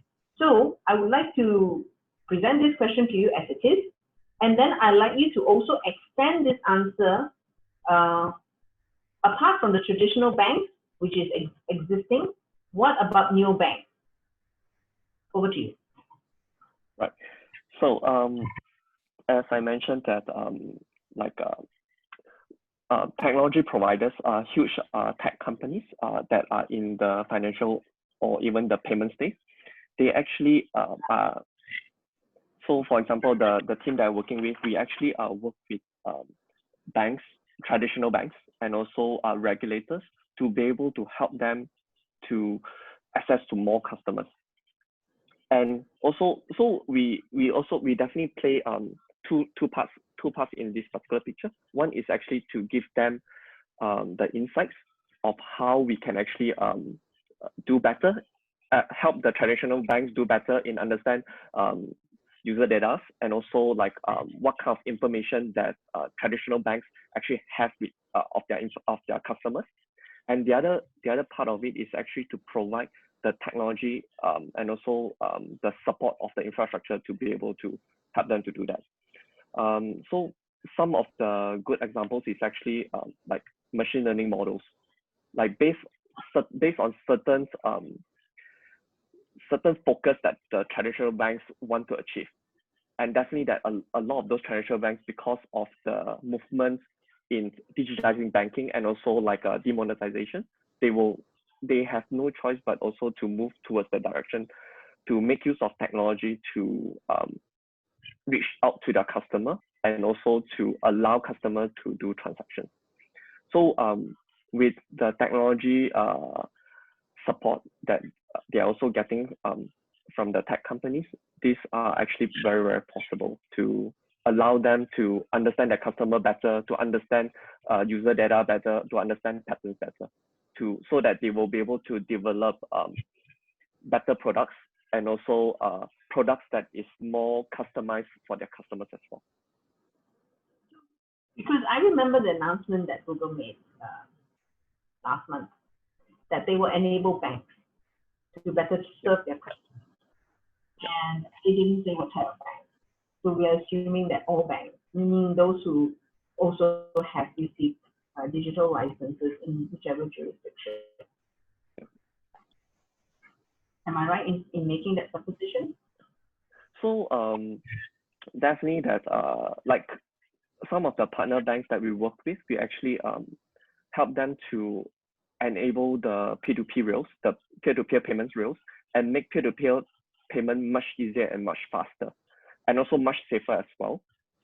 So with the development of certain frameworks together with the banks and also central banks, that allows the traditional banks and also any financial banking partners that wants to integrate to the platform much easier as well.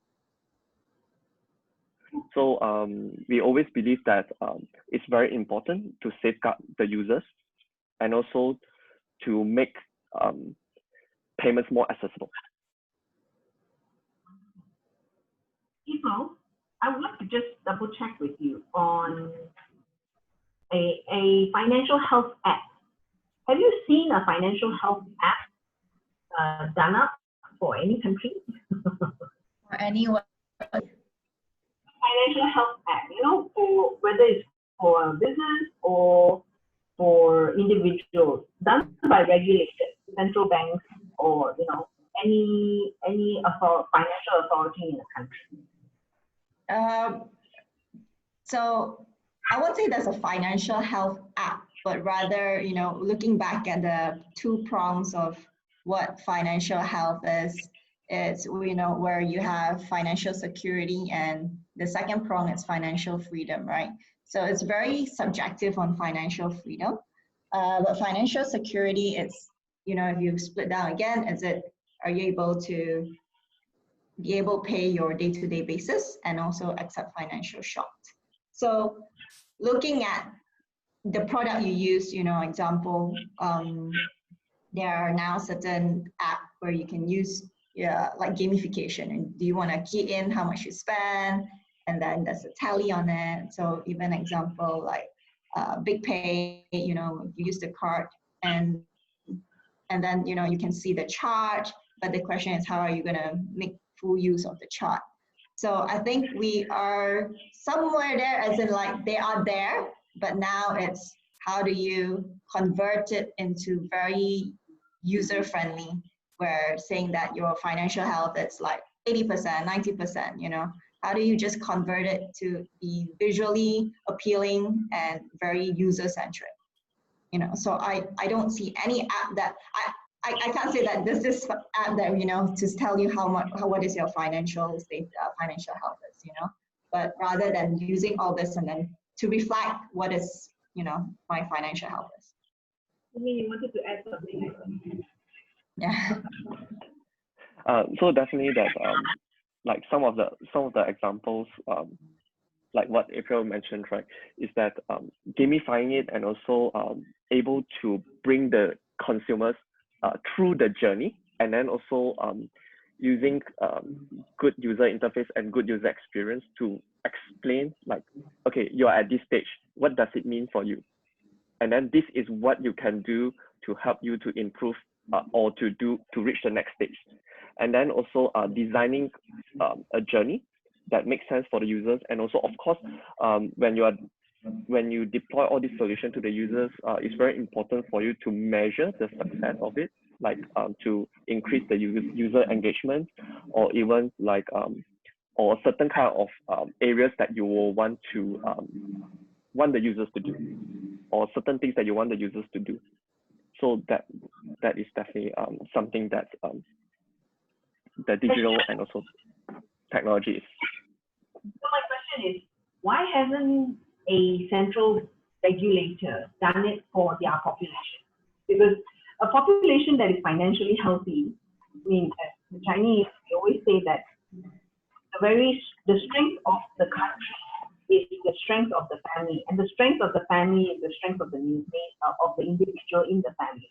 So if you want a financially healthy country, if all the citizens within that country is financially healthy, then by natural effect that the country becomes financially healthy, barring all the other leakages. Okay, we're not commenting on that, but why hasn't a central regulator, to a large extent, thought through about creating an app for their citizenry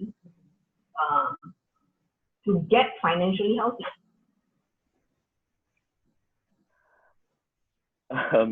I wouldn't be able to comment on why the central banks are not doing it yet, but what I would be able to say is that actually for some countries, some central banks are working with technology partners or even big tech companies to enable that for their users.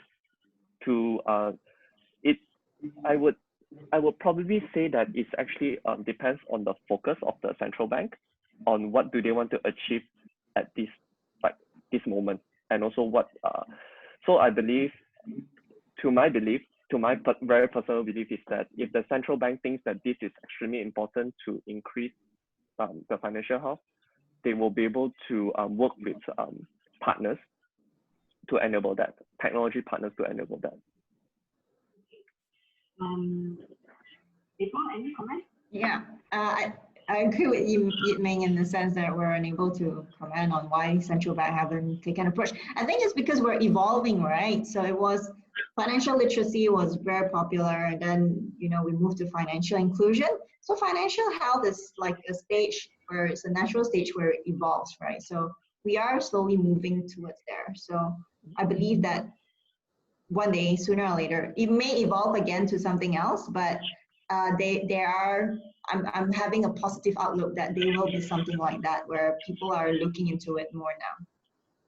Yeah, and actually, if you look at it, right, in a more micro manner, is that actually a lot of banks, they have started doing it.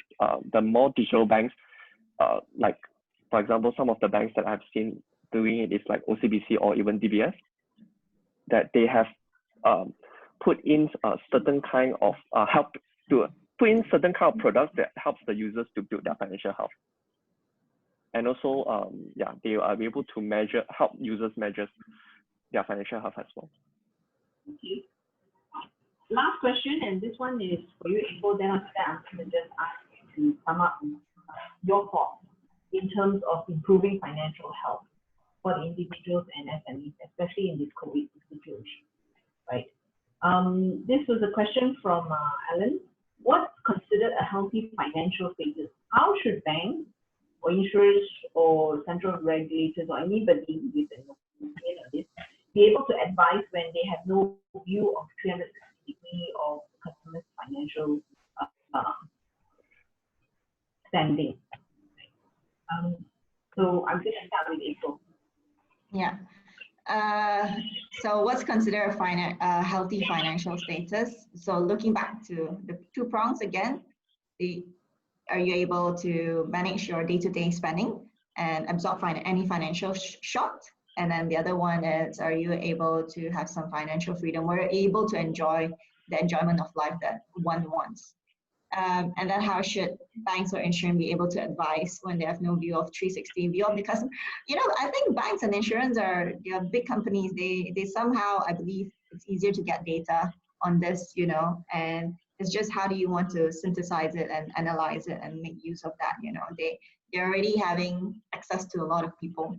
Now it's just how do you want to, you know, package it nicely where it's very user-centric, right? Yeah. Summation thoughts? I do believe that a lot of the banks and also insurance company, they do have their rubrics on how do they measure a customer, whether are they financially healthy. Even like, because for every banks, when they were to give you any financial facilities, like loans, they will need to understand that will you be able to repay your loan? Will you be how much risk is there that you will default on your loans? And that will determine how do they even design the products for you, like how much interest are they going to charge you, how risky you are, and things like that.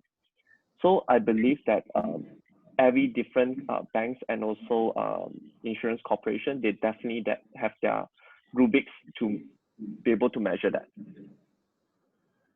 And then, of course, with the increase of data points, with the digitized payment economy, like digitized banking economy, it will give them better understanding into a user's financial health.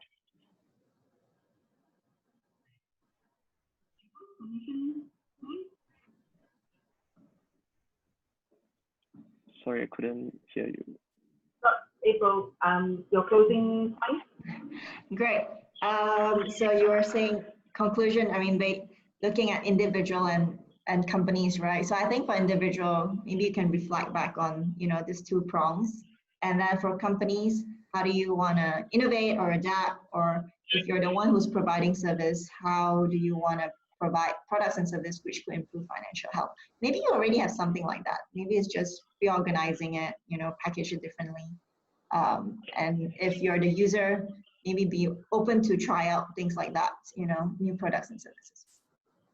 Great. Thank you. So as a summation, COVID-19 has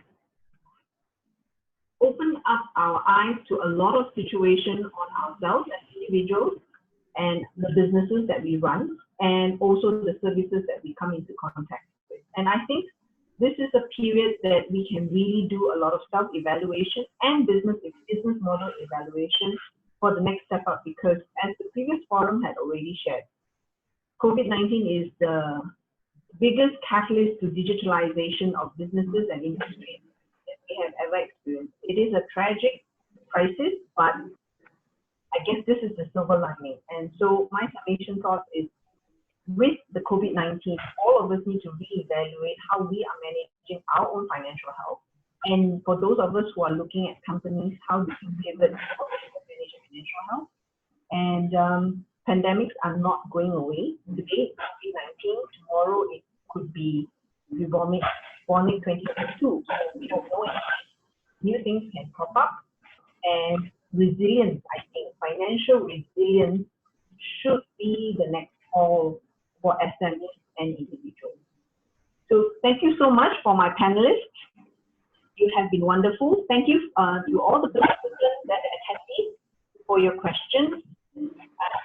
I had just on time. So I'm going to put the time back to Jenna. Thanks, Jenna. Thank you, Jasmine, for moderating this session. Thanks, April and Jasmine, for actually sharing your insights. I think it's really useful. And I think, April, your slides have been requested multiple times on the poll and the questions. So I think that's about it from our end. I think what we'll do is we'll also share updates on the follow-up on this webinar, and we'll also be able to share the recording. And we have to ask April on her slides to see whether she consents in sharing that. Thank you, everyone. Goodbye. Thank you. Bye. Thank you, Sia.